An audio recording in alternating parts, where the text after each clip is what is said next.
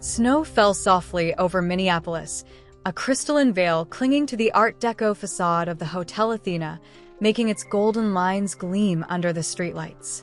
Inside, the lobby was a haven of warmth and opulence. The air smelled of fresh lilies, polished leather, and the subtle scent of wealth. A colossal chandelier, a cascade of glass and light, cast an amber glow upon the marble floors that reflected the guests' movements like a dark lake. It was a world of studied elegance, a sanctuary I had built from nothing. And it was about to become a battlefield. I arrived purposefully late, watching from a distance as the last guests for my father's birthday party were directed to the private dining room. I kept slightly apart from the group, a solitary figure in a dark blue silk dress that moved like liquid ink around me. I was preparing to follow the guests when a voice, as familiar and sharp as broken glass, cut through the ambience. "Abigail, you finally showed up." My sister, Stephanie, emerged from a hallway, her eyes scanning me up and down with immediate judgment. The smile that spread across her face was not one of welcome. It was an expression of condescending superiority that I had known since childhood. "Wow, you actually cleaned up nice," she continued, her gaze lingering on my dress and the simple but undeniably real diamond earrings. "Mom was worried you'd show up in your work uniform, whatever that is." "Hello, Stephanie. You look lovely," I replied, my voice calmer than I felt. I refused to take the bait. Her expression faltered, perhaps disappointed that I hadn't given her the reaction she was looking for. At that moment, our mother, Diana, joined us, her attention immediately fixing not on me, but on a figure approaching from behind me. "Abigail, finally. We've been here for ages," she said, before her expression turned rigid. "And who is this? We didn't arrange for another place setting." I turned and saw Michael Chin, my chief of security, approaching. Impeccable in his tailored suit, his presence was a mixture of calm authority and absolute professionalism. "This is..." I began, but Michael cut in. "Good evening, Mrs. Thompson. I'm Michael Chin, head of security for the Athena Hotel. I just needed a brief word with Miss Thompson." My mother's expression shifted instantly from irritation to embarrassment. "Security? Abigail, what have you done now?" Before I could answer, Stephanie stepped forward, physically blocking my path toward the restaurant. She addressed Michael, speaking about me as if I weren't there. "Is there a problem with her reservation? We can cover her portion, if that's the issue." My mother moved closer, her voice dropping to a whisper that was somehow perfectly audible and cutting. "Abigail, don't embarrass us. If you're having financial problems again, you should have said something before coming to a place like this." The lobby had grown quieter. Several guests and staff had paused, observing the unfolding drama. I saw Jackson, my general manager, near the restaurant entrance, watching with barely concealed amusement. He caught my eye, raising an interrogative eyebrow. I gave him an almost imperceptible nod. The suspense was palpable. There I was, a stranger in my own home, judged by my own family, who had no idea that every piece of marble under their feet, every petal in the floral arrangements, every glint in the chandelier above, belonged to me. Growing up in Minneapolis, in the Thompson family, was to live in a world of well-defined expectations. My parents, Richard and Diana, ran a moderately successful accounting firm, providing us with a comfortable upper-middle-class lifestyle. My sister Stephanie, 2 years younger, was the golden child. Pretty, sociable, and adept at following the traditional paths our parents valued. She was a perfect reflection of their ambitions. I, on the other hand, was the anomaly, introverted, but with an ambition they couldn't comprehend. While Stephanie joined the cheerleading squad, I, at 16, launched a small business selling custom planners to my classmates. My parents saw it as a cute hobby, a distraction from real studies. "Abigail, why don't you focus on something practical?" my mother would ask, finding me working on business plans late at night. "Look at your sister, applying to the right colleges, making connections. That's how you get ahead in life." Their disapproval peaked when I announced I wanted to study hospitality management. "Hotels," my father said during a tense dinner. You want to be what, a glorified housekeeper? We didn't raise you to aim so low. Despite their disapproval, I held firm. I had to pay my own way through college, while they covered all of Stephanie's expenses at a top university.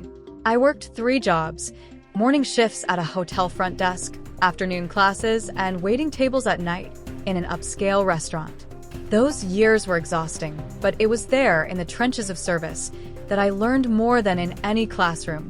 My luck changed when I met Rachel Winters, a professor who became my mentor. She saw in me a pure determination and a natural talent for identifying opportunities in the luxury market. You have an eye for potential, Abigail, she said. Most students see properties as they are. You see what they could become. With her guidance, I secured an internship at the Meridian Hotel Group. While the other interns fetched coffee, I spent every spare moment studying their business model, identifying inefficiencies, and drafting improvement proposals. One day, I left one of my analysis reports on the desk of James Harrison, the regional director. He found it. Instead of firing me for overstepping, he offered me a junior management position upon graduation. A steady job, my mother said. Stephanie just got an offer as a junior analyst at Goldman Sachs, you know. After that, I stopped sharing my career milestones.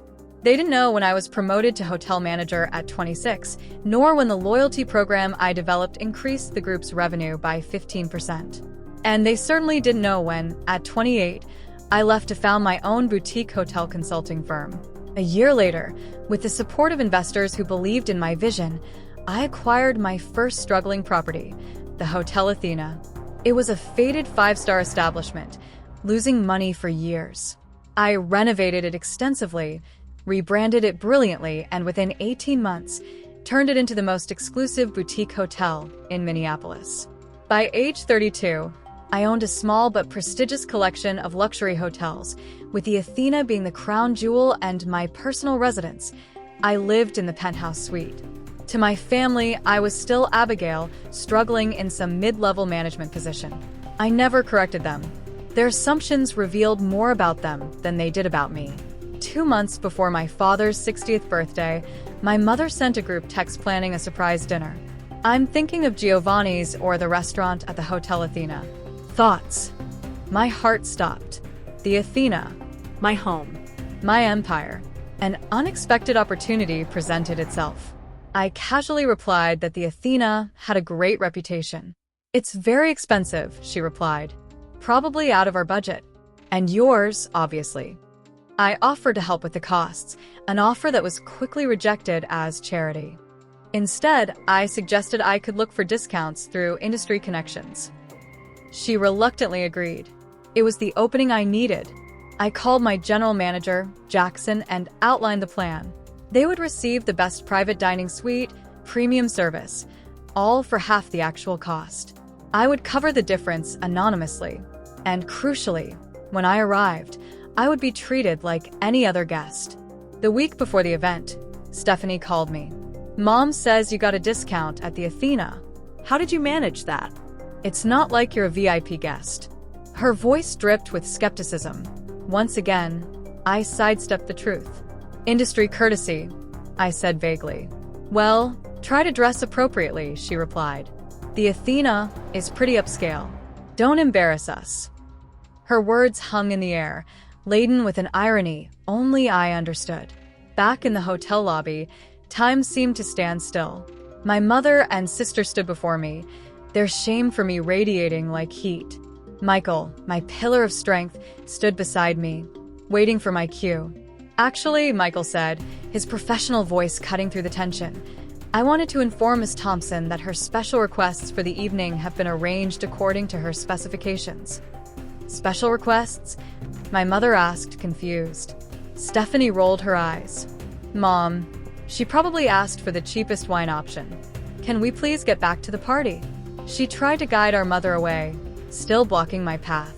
It was then that Michael cleared his throat, a small sound, but one that echoed in the settling silence.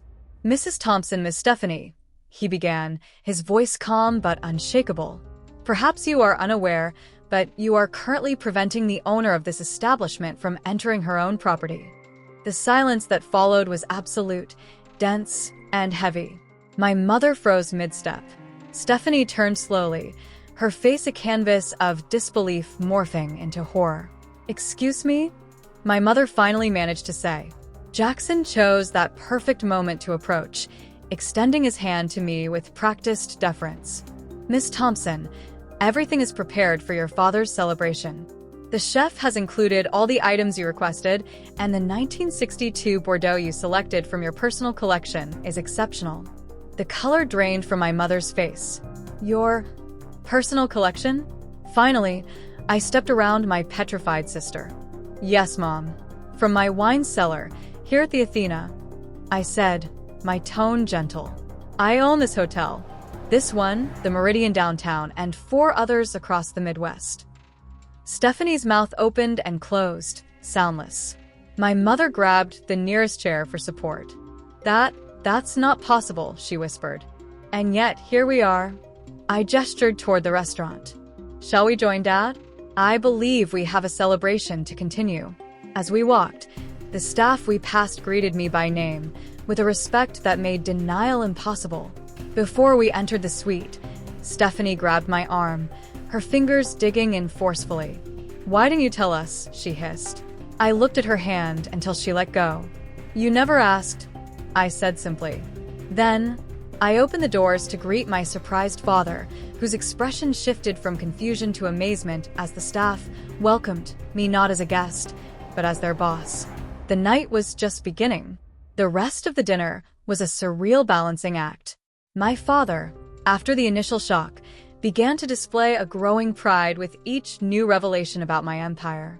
My mother maintained a facade of rigid pleasantness, while Stephanie oscillated between resentment and clumsy attempts to align herself with my new status. When the night ended, my father hugged me warmly, whispering, "I'm proud of you, Abby."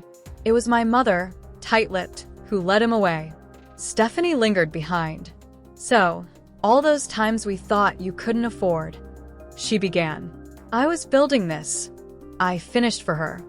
"And the substantial gifts, like the trip to Hawaii for their anniversary? That was me." "Mom said that was from a distant cousin," Stephanie said, genuinely confused. "Of course she did," I replied, without humor. God forbid I succeed in a way she didn't orchestrate. In the days and weeks that followed, the real rebuilding began. It wasn't easy. There were difficult conversations, mediated by therapists. There was the painful task of establishing boundaries with people who had never respected them. My father was the quickest to adapt, genuinely curious and regretful. My mother struggled, seeing my independence as a betrayal before slowly starting to see it as a strength. Stephanie, pragmatic as ever, oscillated between jealousy and admiration, eventually finding a new kind of respect for me. This was not about revenge. I discovered that what I truly craved was not their regret, but their recognition. More importantly, in the process of demanding their respect, I found a deeper way to respect myself. I had built an empire not just of hotels, but of self-esteem, brick by brick. The most powerful revenge against those who underestimate us is not to make them feel sorry. It's to live a life so authentic and full that their opinion becomes, finally, irrelevant.